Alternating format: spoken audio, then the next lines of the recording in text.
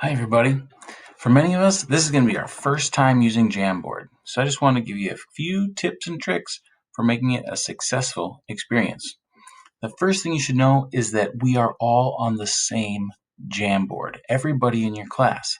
So that means if you change something, we all see it. That's both good and has potential to be a little problematic. So we'll just have to pay attention to that and use our best classroom behaviors. Okay, let's check it out. There are three things that I want you to know.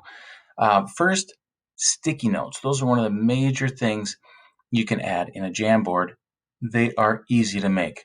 The sticky notes are right on the side. You just click it. That activates the sticky note creator. And I think I'm going to say, yes, they are. Pop, pop, pop. Okay, I think I want this one to be green. Okay, save. And I'm going to cancel the sticky note creator. So then I have this message that says sticky notes are easy to make.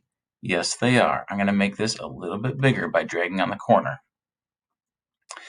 A picture is also sometimes the best way to say something. To make a picture, you just need to click on Add Image. So the last picture I searched for was for an image. You can upload, use Google Image Search, Google Drive, or Google Photos. I think I'm going to add a picture of a dog. Why not? That's the first thing I could think of. DOG, search. And oh, look at those two. So cute. Okay. Just like before, I can make it smaller or bigger. You'll find out that this one tilts it side to side.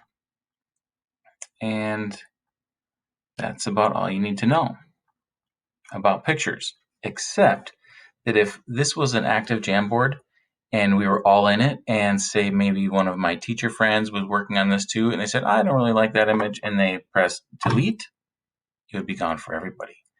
So be careful, and if you do actually end up taking away somebody else's work, just use the undo button and bring it right back. We will only edit our own work in the Jamboard. The last thing I want to tell you is to follow the frame. That's right up here. And for this first activity, we teachers are going to be guiding you to the different frames for the different parts of the activities, but you are in control of your own Jamboard. So if I said, okay, everybody, we're going to move on to slide number 3 or to frame 3, you would then follow along to the next frame. And then we would do our next activity. That's it. Make sure you stick with the class on the frames so everybody can work together, sharing ideas. That's all for now. I know we're all going to get really good at Jamboards as we practice. Have a great time. See you on the internet.